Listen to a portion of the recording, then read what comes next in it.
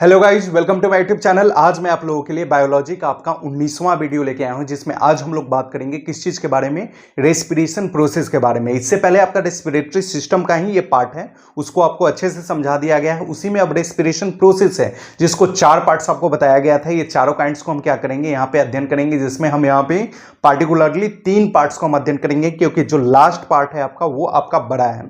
ठीक है, तो उसको एक पार्टिकुलर वीडियो लाएंगे, वहां पे हम उसको क्या करेंगे, स्टडी करेंगे। तो चलिए वीडियो को स्टार्ट करते हैं और देखते हैं हम रेस्पिरेशन प्रोसेस को, और इसी को आगे क्या करेंगे, कंटिन्यू करेंगे अच्छे से। सबसे पहले देखिए, हम जानेंगे इसका जो पहला हम बात करेंगे, ये आपका रेस्पिरेटरी सिस्टम का पार्ट चल रहा है। ये आपका 19वां हो गया वीडियो, और ये हम बात करेंगे रेस्पिरेशन प्रोसेस का।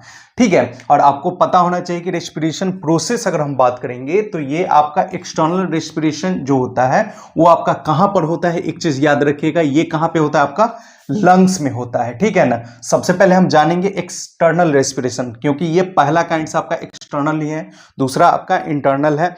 ठीक है ना, दूसरा आपका ट्रांसपोर्टेशन है, तीसरा आपका इंटरनल है, और चौथा आपका सेलुलर रेस्पिरेशन है।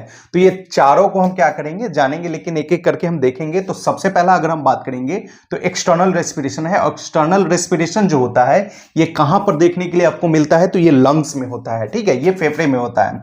ठीक है ना। और इसमें आपको ये रेस्पिरेशन जो होगा आपका एक ब्रीथिंग और एक गैसेस एक्सचेंज, ये दोनों चीज को हम क्या करेंगे, जानेंगे। ब्रीथिंग जो होता है ये लंग्स के अंदर आपको देखने के लिए मिलेगा।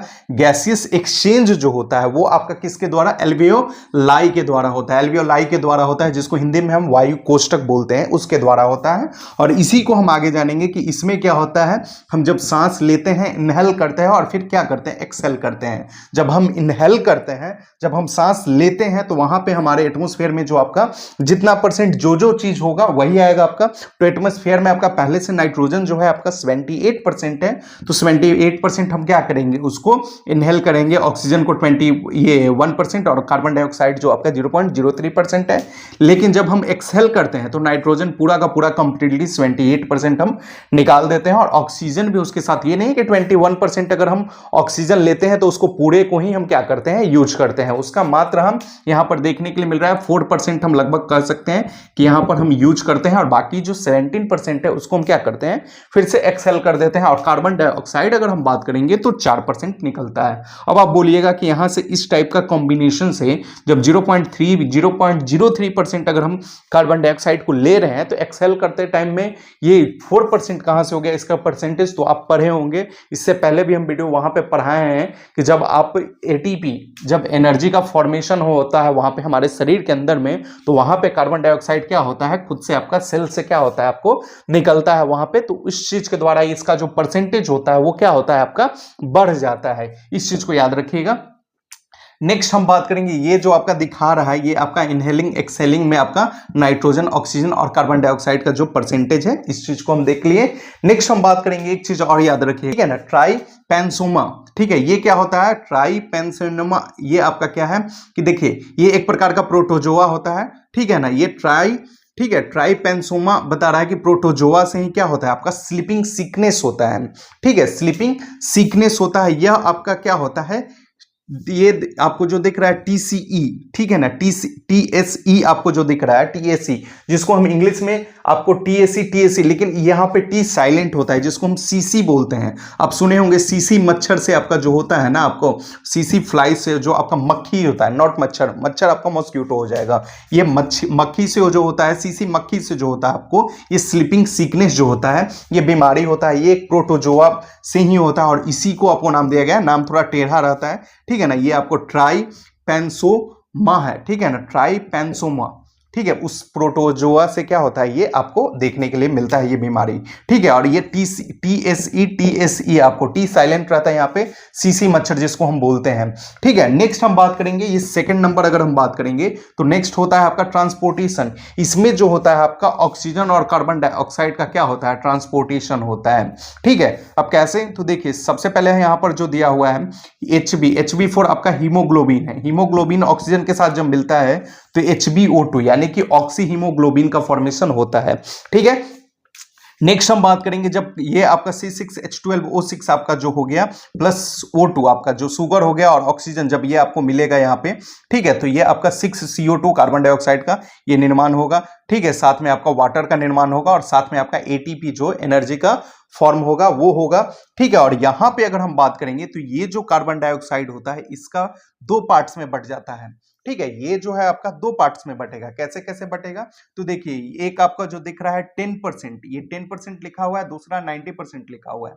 90% और 10% डिफरेंस क्या है, जो 10% होता है हीमोग्लोबिन के साथ क्या होता है, मिल जाता है कार्बन डाइऑक्साइड, ठीक है, और वो फिर मिलके क्या होता है, फिर वो मिलके किस चीज का फॉर्म करता है, कार्बो, ठीक है ना, कार्बे एमिनो बता रहा है, कार्बो एमिनोग्लोबिन, ठीक है ना, कार्बे एमिनो हीमोग्लोबिन, ठीक है, कार्बे एमिनो हीमोग्लोबिन का क्या करता है, फॉर्मेशन करता है, जिसको हम ये भी बोल सकते हैं आपका Hb जो हो जाएगा प्लस CO2, मतलब हीमोग्लोबिन जब कार्बन डाइऑक्साइड के साथ मिलेगा तो यही आपका निर्माण करेगा आपका कार्बे एमिनो हीमोग्लोबिन का फॉर्मेशन होगा, ये इसका फॉर्मूला हो गया, ठीक है। और इसी के साथ हम बात करेंगे जो बाकी 90% जो बच रहा है वो आपका कार्बोनेट और बाइकार्बोनेट के फॉर्म में क्या होता है, बन जाता है। बाइकार्बोनेट और कार्बोनेट के फॉर्म में जब बनेगा तो वहां पे क्या होगा, तो देखिए 90% जो हम अभी बताया आपको कि कार्बन डाइऑक्साइड कार्बोनेट और बाइकार्बोनेट के फॉर्म में बनता है, जिसमें हम बात करेंगे किस किस टाइप के कार्बोनेट में, तो जैसे देखिए सोडियम के साथ मिलेगा आपका, सोडियम के साथ अगर मिलेगा आपका तो सोडियम आपका क्या बनाएगा, सोडियम कार्बोनेट बनाएगा Na2CO3, ठीक है ना, जो कि सोडियम कार्बोनेट होगा, जिसको हम क्या बोलते हैं, वाशिंग सोडा के नाम से जानते हैं, ठीक है ना। फिर हम बात करेंगे सोडियम जो होता है बाइकार्बोनेट के फॉर्म में अगर हम बात करेंगे तो सोडियम बाइकार्बोनेट बनाएगा, जिसको हम बेकिंग सोडा भी बोलते हैं, NaHCO3 जिसको बोलते हैं, ठीक है। कैल्शियम के साथ मिलेगा तो कैल्शियम कार्बोनेट बनाएगा, पोटेशियम के साथ मिलेगा तो पोटेशियम कार्बोनेट बनाएगा, मैग्नीशियम के साथ मिलता है तो मैग्नीशियम कार्बोनेट क्या करता है, ये बनाता है। तो इतना आपको कार्बोनेट और बाइकार्बोनेट का फॉर्म आपको देखने के लिए मिलेगा। नेक्स्ट हम बात करेंगे वेन बता रहा है कि कार्बन मोनोऑक्साइड CO जब मीट्स विथ बता रहा है कि हीमोग्लोबिन, जब CO जो होगा कार्बन मोनोऑक्साइड अगर हम बात करेंगे कि हीमोग्लोबिन के साथ क्या करता है, मिलता है, तो वैसे कंडीशन में कार्बो ऑक्सी हीमोग्लोबिन का क्या होता है, फॉर्मेशन होता है। एंड बता रहा है कि दिस कार्बो ऑक्सी हीमोग्लोबिन जो होगा इंक्रीजेस WBC, और ये क्या करता है, WBC के नंबर को लगातार मोर एंड मोर क्या करता है, इंक्रीज करता है, ठीक है ना, इंक्रीज बता रहा है मोर इन आवर ब्लड के अंदर जो WBC के संख्या को बढ़ाता है। और WBC का जब संख्या हमारे शरीर में बढ़ेगा तो ये अच्छा चीज नहीं है, आपके लिए खराब ही है, आपके लिए नुकसानदेह है, और वैसे कंडीशन में आपको ब्लड कैंसर देखने के लिए मिलता है, ठीक है ना, उसी के कारण जो होगा आपको ब्लड कैंसर होता है, ठीक है, जिसको हम बात करेंगे। देखिए कार्बो CO हो गया प्लस हीमोग्लोबिन, कार्बन मोनोऑक्साइड अगर हीमोग्लोबिन के साथ मिलेगा तो कार्बो ऑक्सी हीमोग्लोबिन बोले कि आपको बनेगा, जिसको स्टेबल कंपाउंड इसको बोलते हैं ना, अनस्टेबल नहीं, स्टेबल कंपाउंड ये होता है। और इसी से आपका कार्बो ऑक्सी से हम बात करेंगे हीमो, ये WBC बनेगा, और जब इसका संख्या इंक्रीज करेगा, ठीक है ना, तो आपको ब्लड कैंसर देखने के लिए मिलेगा।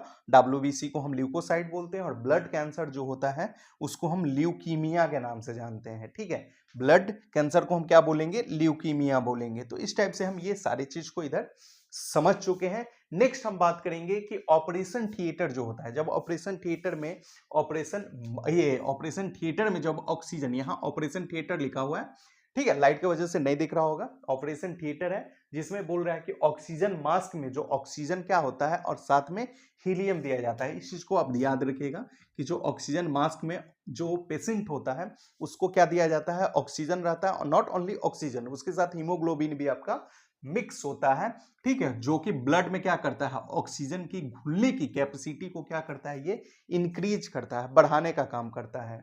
नेक्स्ट हम बात करेंगे जो डाइवर्स होता है, डाइवर्स जिसको हम बोलते हैं जो अंदर पनडुब्बी वगैरह, जो आपका पानी का सिलेंडर लेके जो आपके आपके क्या करते हैं समुद्र के अंदर या नदी के अंदर जो गोताखोर होते हैं उनको बोलते हैं। ऑक्सीजन सिलेंडर जो उनका होता है उसमें भी आपका क्या देखने के लिए मिलता है, ऑक्सीजन ही देखने के लिए मिलता है, साथ में आपका हीलियम देखने के लिए मिलता है। इस चीज को याद रखिएगा, ये दोनों पूछा जा सकता है आपको, ठीक है। नेक्स्ट हम बात करेंगे तीसरा नंबर जो हम बात करेंगे जो इंटरनल रेस्पिरेशन हम बोलेंगे, ठीक है ना, ये तो एक्सटर्नल हो गया, बाह्य श्वसन बोलेंगे इसको, ठीक है ना, और ये जो इंटरनल हो गया तो ये अंतः हो गया, अंतः श्वसन बोलेंगे, अंतः श्वसन होगा। तो इसमें क्या होता है कि ब्लड के द्वारा जो होता है, ब्लड के द्वारा ऑक्सीजन का सेल तक पहुंचना एवं कार्बन डाइऑक्साइड का सेल से लंग्स तक पहुंचना, यही जो प्रक्रिया होता है इसी में आपका इंटरनल रेस्पिरेशन आता है, जिसको हम यहाँ पे समझ सकते हैं। देखिए, सेल से क्या होगा, कार्बन डाइऑक्साइड आपका टिश्यू में, टिश्यू से आपका ये ऑर्गन में, और ऑर्गन से क्या होगा, ब्लड से, ब्लड में चला जाएगा, ठीक है ना। इस प्रकार से कार्बन डाइऑक्साइड का क्या होगा, एक्सचेंज होगा, और यहाँ ब्लड में जो होगा हीमोग्लोबिन और ऑक्सीजन मिक्स होगा, ठीक है ना, ऑर्गन में। फिर ये आपका बार बार ये आपका हीमोग्लोबिन प्लस ऑक्सीजन और हीमोग्लोबिन प्लस ऑक्सीजन जो होगा बार बार आपका ये मिलेगा, और यहाँ से जो होगा बार बार सेल से भी आपका कार्बन डाइऑक्साइड, यहाँ से टिश्यू से भी आपको उत्पन्न होगा, और यहाँ पर हम बात करेंगे ऑर्गन से भी आपका कार्बन डाइऑक्साइड आपका क्या होगा, प्रोड्यूस होगा। तो ये प्रोसेस आपका जो देखने के लिए मिल रहा है, ये आपका इंटरनल रेस्पिरेशन का ये पार्ट है, ठीक है।